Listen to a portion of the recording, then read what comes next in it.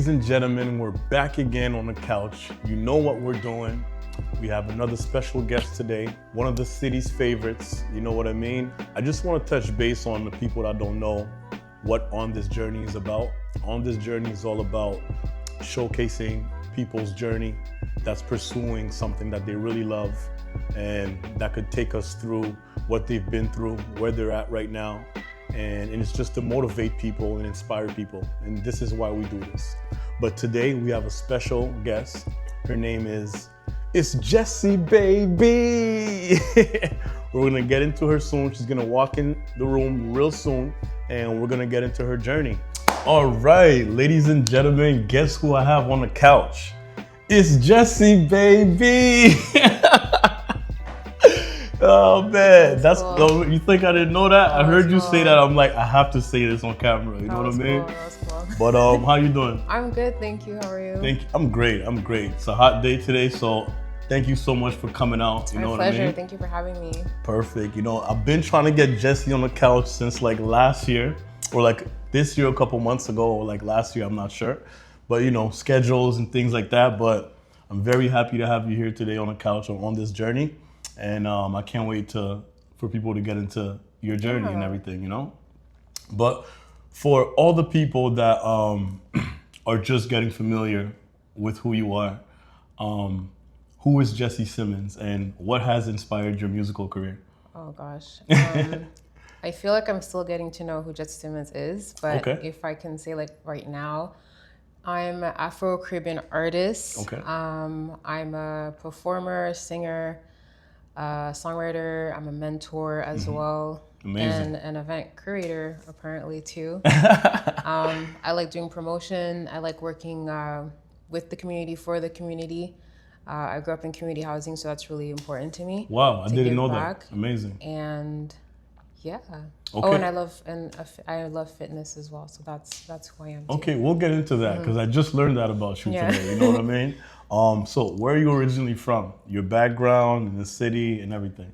So I am Canadian born. Okay. My parents are Haitian. Okay. I'm from the West. I grew up in Draper. Okay. South Keys and that's a hood, right? In Ottawa, Draper. Yep. All Draper, right. on the hood. Shout out the West Side. Yeah. So I grew up there, and what inspired my music, I've always sang. When I was a kid, my mom used to put me like in like different little groups. Okay. So like there was one group, it was like at Église Adventiste on King Edward. Okay. And I remember like my neighbor, she was like down the hill, and like I would just sing with her since I was like 4 years old. So since I was 4 years old, I've always been like singing. Wow. In churches and like and at my own church as well. And then in high school, like it was just like more of a hobby. Like it's always a part of who I am. Mm-hmm. In high school, I started performing like in the musicals, and then I think somewhere between junior or senior year, they created like a music program where like for a whole semester, like you're living the artist life. So you record an album. Well, you build the songs, you record an album, you go tour in different schools. So I did that, and then when I went back to school after like 6 months, I was like, yeah, I think I want to be like, I actually want to do this for real, you know? Amazing. So that's what really amazing. Me there. So would you say like your mom has been your biggest inspiration, or is there an artist out there that you know you were really fanned out about or has really influenced your musical journey? Honestly, my parents have always been super supportive. Like my mom had me like in the singing groups. She made me to take dance, take me to like any type of like singing lessons. That's amazing. Dance lessons. Like I was like in all of it, and like I always like sang in school as well because of her, and in church. That's amazing.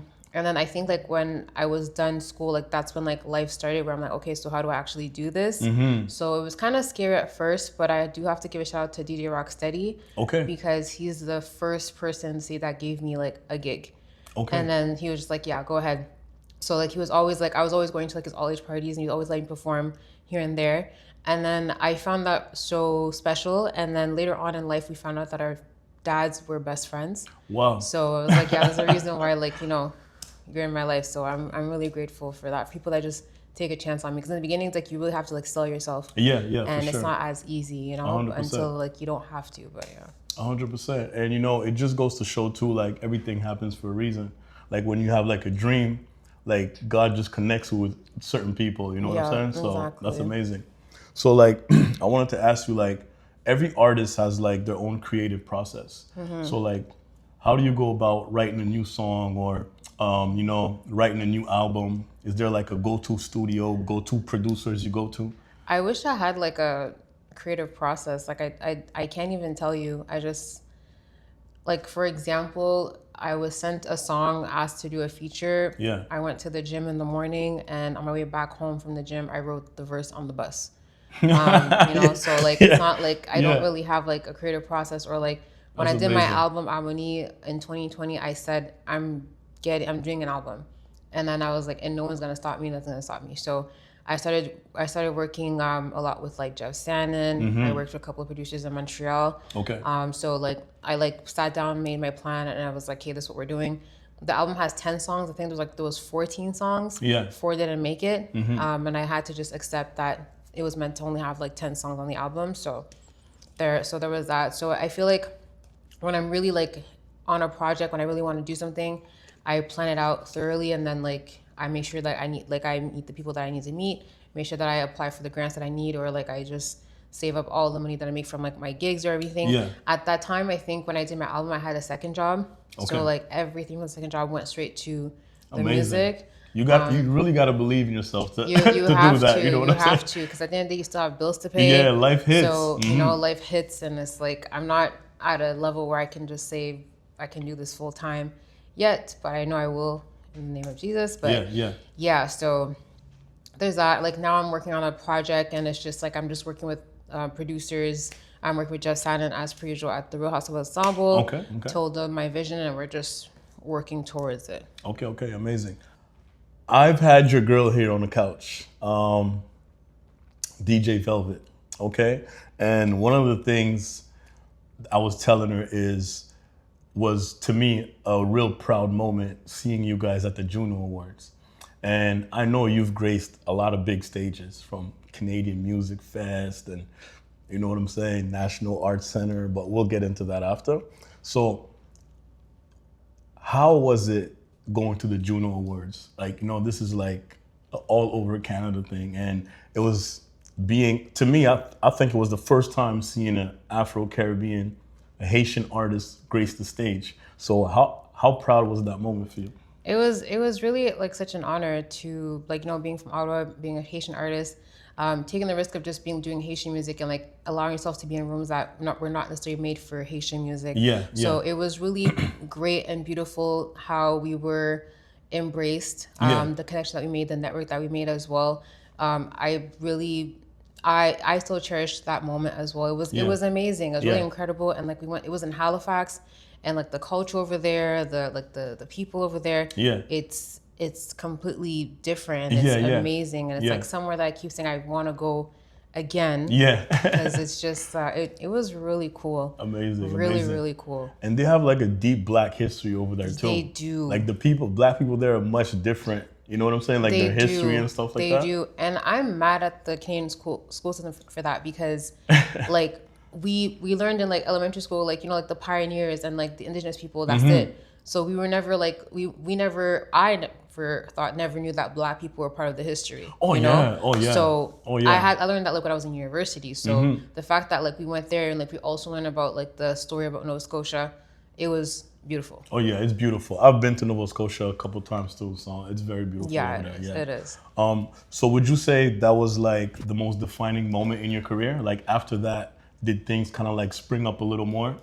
After Yeah. Okay. I want to say 2024, 2025 were like my best peak years. Yeah, for sure. Okay, amazing. And you also hosted like your own show at the National Arts Center. Yes. Not a lot of artists can do that, and it was sold out. Yes. Let's mention that. Amen. It was a sold out show. Yes. How did you go about doing that? Did you have a team working with you, or did you just put it out and all your fans just bought into it? I love myself, but I do have a lot of help. Okay. But I'm a person that like I really need to do it myself, make sure that everything goes accordingly, and then I will You're slowly, a perfectionist. yeah. And like I'm never like, am I? I don't know. Just I have to be hands on. Like I have a hard time delegating things to people. Yeah. But yeah, no, because my first single came out in 2013. Okay. And I just wanted to commemorate that. Yeah. So I think like reflecting on like my career and everything, I was like, you know what, I want to do a show. But like I've done shows in different venues. Like I produced my own show for my album at the Saw Gallery, but I was like, I really want to make it a step further. So I did the NAC, and I was That's major. Yeah, it was cool. The fourth stage was really awesome. Yeah. And it was really awesome. And like my friends, my family, they all helped me. So really grateful for them for making it what it was. Yeah.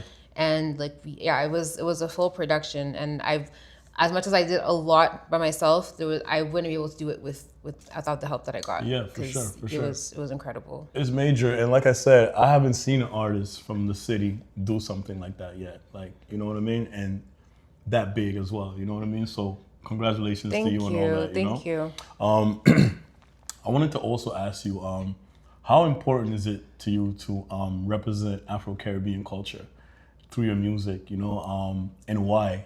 You know, because you could have been doing, R&B or whatever, but I feel like your music is a blend of all that, you know, culture, rhythm, and everything. You know, so it was actually back in 2010 around the earthquake. Like I was already doing music, but I just felt like I needed to connect. Okay. And I wasn't sure how, but I needed to connect. And then I grew up listening to Haitian music, but then my friend kind of like drilled Haitian music in me, and then since then, like I never looked back. So and like just like the pride that I felt, and like how I felt so connected to the music, I was like, yeah, this is me. So it was really important for me to be able to show a piece of who I am, where I come from, through my music. 100%. I believe so too, because as an artist, I think a lot of artists struggle with like identity. Yeah. You know what I mean? And sticking to your culture and, you know, using your voice, you know, is really, it grounds you, you know what I mean? Yeah. And people sometimes, they don't think like the Haitian population will support what they do, but so far, like online, what I've seen, there's a major support of Haitian artists online, like all over the world, you know what I mean? Yeah. So I could see why your music has reached certain heights, you know what I mean? Because it's super dope, you know? Your look is dope. Your sound is dope. You know what I mean? So you're doing everything the right way. Thank you. So congratulations again. You know what I mean? Appreciate it. And how important is it to you to inspire like young artists that's coming up, that's watching Jessie Simmons do their thing? Like, what advice do you have for them? It's really important for me to inspire.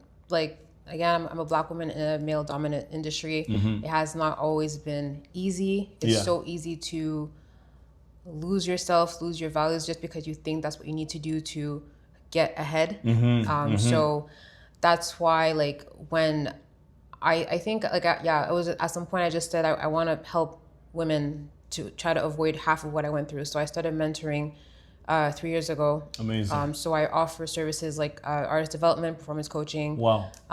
Just regular advice. Some want to do vocal coaching, but I'm like, I can refer you to an actual vocal coach, but I still do that. And it's really important to me just because like I wish I had that type of like support, just like a big sister in the industry, just to like, you know, show me the ropes and like, you know, help me avoid like half of what I've been through, you know. So it's really important to me, especially now with like, that's one of the reasons, but especially now with like how AI is so like accessible. It's really hard, especially for like artists like me to like to connect or to find, like, it's already hard enough as this, like, to find your place in the industry. So it's like, it's really important for me to just show, you know, like young Black women that want to be in the industry that like, it is possible. You still have a voice, you still can do it. You just have to, you know, be yourself. You know, it's easy to say like, be yourself, then when people like hasn't identified with who they are yet, you know what I'm saying? So like with your experience, like you've been in the game for what, like 10 years, you would say? 10 plus, 10 plus, you know what I'm saying? So your advice is, you know, it weighs heavy, you know what I mean? So listen to Jessie when she talks, you know what I mean? So like, you're an artist that wear many hats, you know? So you're not just in the studio, you're in the community, you know, you're doing different things. And one thing that I've noticed that you've launched is called the Compa Brunch. Yes. Can you tell us about that? What's that all about? The Copa Brunch. So how it happened? I have a sister in Chicago, and I went to go visit, and then she brought me to the Sunday Fun Day brunch. One thing about me, I love a good brunch. Sunday Fun Day, that's my thing. I love that. Sure. And then my sister brought me to a brunch spot, and it was the latest brunch I've been to in my life. Like, it was like just like pure R&B music. People are singing. Yeah. People are having good food. And like, I love R&B music, but I was just sitting there, I was like, this is cute and all, but like, what if like it was with like compa, where's that at? And then I posted on my Instagram, like, do anybody do like the compa, but like with brunch, like, like anybody does that? And then DJ Velvet was like, let's make it happen. Wow. And I was like, word. I was like, you know what? I was like, yeah, that's what I want to do for my birthday. So we did it at Exit Lounge last August. Yeah. So I invited my people, and then we just made it public, and then it turned out to be a really good response.